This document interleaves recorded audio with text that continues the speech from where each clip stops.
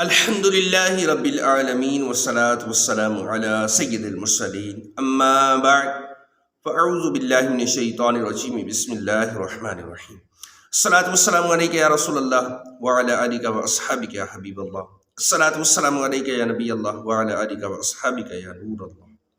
امام شمس الدین سخاوی رحمۃ اللہ علیہ اپنی کتاب القول البدیع میں نقل فرماتے ہیں کہ حضرت سمرہ رضی اللہ عنہ آپ نے فرمایا کہ ہم دربار رسالت میں حاضر تھے، ایک شخص آیا، عرض کیا یا رسول اللہ صلی اللہ علیہ وآلہ وسلم، اللہ پاک کے قریب تر اعمال کیا ہیں؟ تو اللہ پاک کے آخری نبی رسول ہاشمی صلی اللہ علیہ وآلہ وسلم نے ارشاد فرمایا سچ بولنا اور امانت کا ادا کرنا۔ عرض کیا گیا مزید کچھ ارشاد فرمائیے، فرمایا تہجد کی نماز اور گرمیوں کے روزے۔ عرض کیا گیا حضور کچھ مزید ارشاد فرمائیے، فرمایا ذکر اللہ کی کثرت کرنا اور مجھ پر کثرت سے درود پڑھنا تنگ دستی کو دور کرتا ہے۔ سبحان اللہ۔ گر پڑے صدقے دل سے کافی ہے جملہ حاجات کو درود شریف، گر پڑے صدقے دل سے کافی ہے جملہ حاجات کو درود شریف، پائیں گے چار پشت تک برکت دل سے بھیجیں گے جو درود شریف۔ اللہ پاک ہم سب کو کثرت سے درود و سلام پڑھنے کی توفیق عطا فرمائے۔ اللہ تبارک و تعالیٰ قرآن پاک میں ارشاد فرماتا ہے الذین ینقضون عہد اللہ من بعد میثاقہ ویقطعون ما امر اللہ بہ ان یوصل ویفسدون فی الارض اولئک هم الخاسرون۔ صدق اللہ العظیم وصدق رسولہ النبی الکریم صلی اللہ علیہ وسلم۔ ہم نے پارہ 1 سورہ بقرہ کی آیت 27 سننے کی سعادت حاصل کی۔ اس سے پچھلی آیت کریمہ میں بتایا گیا تھا کہ قرآن کریم میں بیان کی گئی مثالوں سے ہر کوئی ہدایت نہیں پاتا۔ بہت سارے لوگ قرآنی مثالیں پڑھ کر الٹا گمراہی میں پڑ جاتے ہیں۔ وہ کون لوگ ہیں جو ایسی بلند رتبہ کتاب ہدایت سے بھی ہدایت نہیں لے پاتے؟ اس آیت کریمہ میں ایسے بدبخت لوگوں کا جو ہے وہ ذکر کیا گیا، ایسے بدبخت لوگوں کے 3 عیب بیان کیے گئے۔ اللہ پاک فرماتا ہے الذین ینقضون عہد اللہ من بعد میثاقہ، ترجمہ کنز الایمان، وہ لوگ جو اللہ کے وعدے کو پختہ ہونے کے بعد توڑ ڈالتے ہیں۔ یہ پہلا عیب ہے، اللہ پاک سے وعدہ کر کے توڑ ڈالنا۔ اللہ پاک کا وعدہ کیا ہے، اس سے توڑنے کا کیا مطلب ہے؟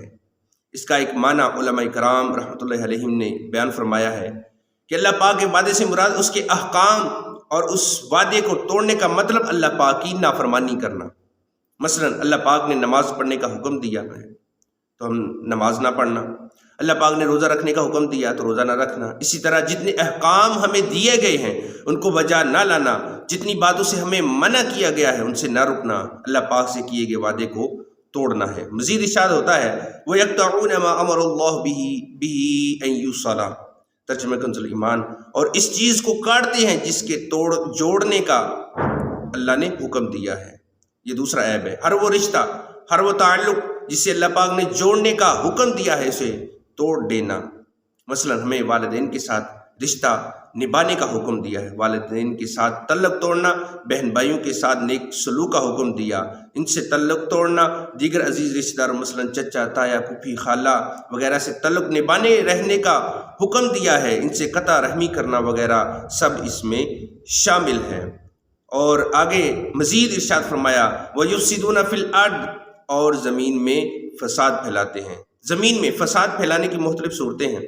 مختصر یہ کہ ہر وہ عمل، ہر وہ کام، کلام، حرکت جو ہمارے گھر میں، گلی میں، محلے میں، معاشرے میں بگاڑ کا سبب بنے، ایسے کام کرنا زمین میں فساد پھیلانے میں شامل ہے۔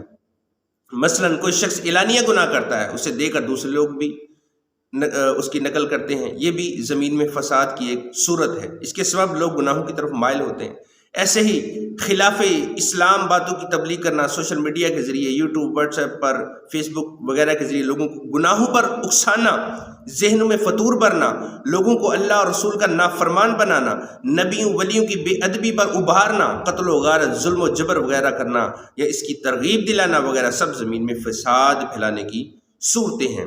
یہ کل 3 عیب ہوئے، اللہ پاک کی نافرمانی کرنا، قطع رحمی کرنا، رشتہ داروں سے تعلق توڑنا، زمین میں فساد پھیلانا۔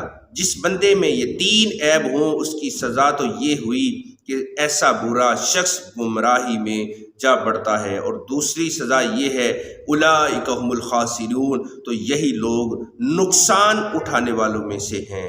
خاسر کا لفظی معنی ہے نقصان اٹھانے والا، وہ بندہ جو اپنے اعمال کی وجہ سے اپنے آپ کو اللہ پاک کی رحمت سے محروم کر لے اسے خاسر یعنی نقصان اٹھانے والا کہتے ہیں۔ یہ بہت بڑی محرومی ہے۔ آپ اندازہ کیجئے، اللہ پاک رحمان ہے، رحیم ہے، کریم ہے، انتہائی مہربان ہے۔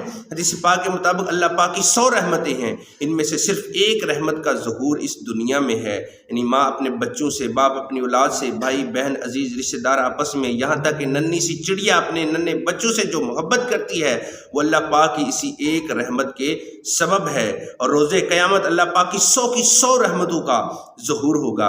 اتنی زیادہ رحمتوں کے باوجود جو بندہ اللہ پاک کی رحمت سے محروم ہو جائے، جہنم کا حقدار بن جائے، تو وہ کس قدر نقصان اٹھانے والا ہے۔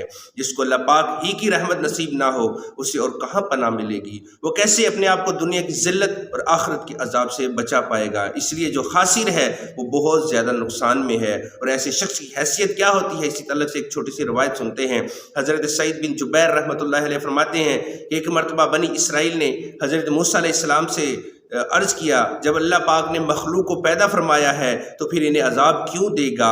یہ بہت اہم سوال ہے۔ آج بھی بہت سارے لوگ جو ہیں وہ اس طرح کے سوال کرتے ہیں کہ جب اللہ پاک رحمان ہے، ماں سے بڑھ کر محبت کرنے والا ہے، تو اپنے بندوں کو عذاب کیوں فرمائے گا؟ اس سوال کا جواب سنیے۔ جب بنی اسرائیل نے سوال کیا تو اللہ پاک نے حضرت موسیٰ علیہ السلام کی طرف وحی فرمائی اور فرمایا، اے موسیٰ کھیتی باڑی کرو۔ حضرت موسیٰ علیہ السلام نے کھیتی باڑی کی، مثلا گندم اگائی۔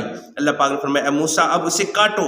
تو حضرت موسیٰ علیہ السلام نے کٹائی کر دی۔ اب حکم ہوا دانا اور بوسا الگ الگ کر دو۔ حضرت موسیٰ علیہ السلام نے یہ حکم بھی پورا کر دیا۔ اب ارشاد ہوا دانے صاف کرو، دانے صاف کر دیے۔ اب اللہ پاک نے فرمایا، اے موسیٰ باقی پیچھے کیا رہ گیا؟ عرض کیا گیا حالی بوسا رہ گیا ہے جس میں کچھ بلائی نہیں ہے۔ تو اللہ پاک نے فرمایا، اے موسیٰ اسی طرح میں بھی اپنی مخلوق میں سے صرف اسے ہی عذاب دوں گا جس میں کچھ بلائی نہیں ہوگی۔ اللہ اکبر! یہ ہے خاسر بندہ، نقصان اٹھانے والا بندہ، اللہ پاک کی رحمت سے محروم بندہ۔ اس کی حیثیت کیا ہے؟ یہ خالی بوسے کی طرح ہے جس میں کوئی بلائی نہیں۔ اللہ پاک ہمیں ایسے خسارے سے محفوظ فرمائے۔ اور 3 عیب ہیں جو اللہ پاک کی بارگاہ میں جو آدمی کو بے وقت کر دیتے ہیں۔ اللہ پاک ہمیں ان تینوں عیبوں سے، اللہ پاک کی نافرمانی سے، رشتے توڑنے سے اور فساد پھیلانے سے محفوظ فرمائے۔ آمین بجاہ النبی الامین صلی اللہ علیہ وسلم۔